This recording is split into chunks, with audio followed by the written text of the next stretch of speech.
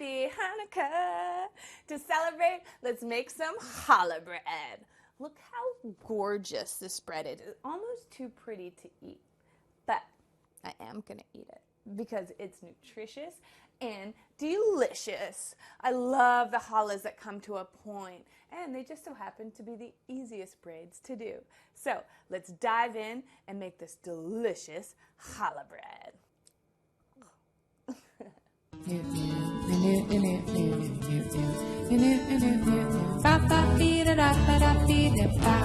Nootritious. I am making a dairy-free challah today with Earth Balance. I love this stuff. It is a vegan butter, and anytime I see butter in a recipe, I just switch it out for this stuff, and it works like a charm every time. If there's ever a recipe you need help veganizing, oh man, drop me a line in the comments and I will help you out and make a video specifically for you. I am using eggs today because I don't have a stand-up mixer for the recipe I would use, but I'm like an inspector gadget at the market. I insist on seeing photos of the conditions that the chickens are in, and these are some happy hens. So here are the ingredients. Let's dive in. Challah! It's like sesame seeds everywhere. The ingredients: 7 cups white unbleached all-purpose flour, 2 1/4 cups warm water, 3 eggs beaten plus 3 egg yolks, 2 teaspoons salt, 1 teaspoon active dry yeast, half a cup of honey, half a cup of vegan melted butter, and topping it off with some sesame seeds. This is my favorite way to break eggs. Take 2 eggs, tap them together, 1 more break, and then we're going to separate the whites from the yolk by just pouring the yolk back and forth from each side of the shell, and we'll just separate.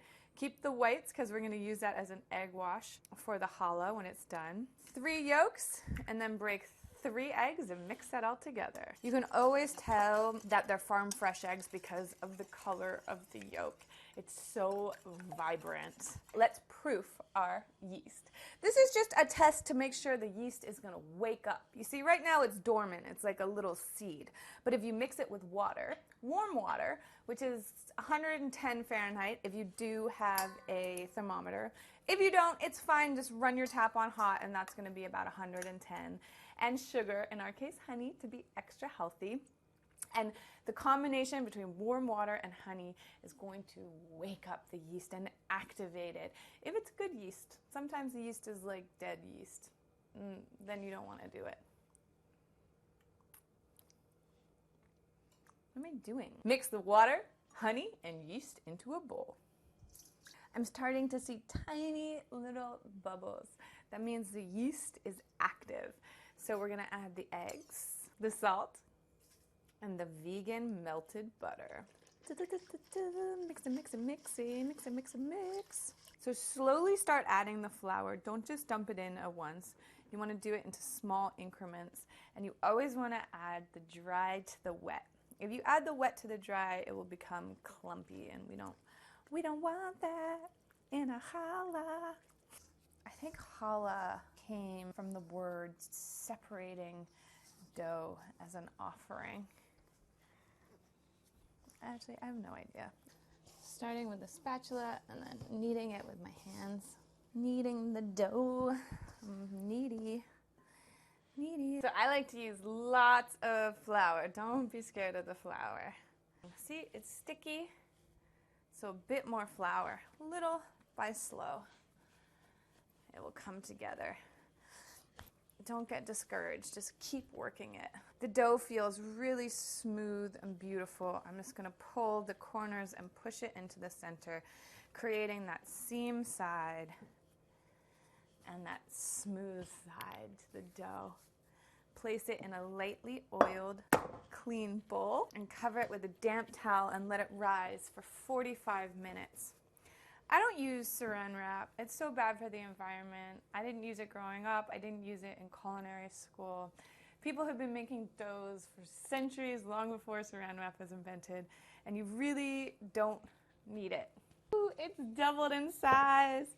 It's been 45 minutes. I'm going to take the dough out and just fold it onto itself again, popping it back in the bowl, covering it with a damp towel and letting it sit out for another 45 minutes to rise. Ooh, look how much it's risen.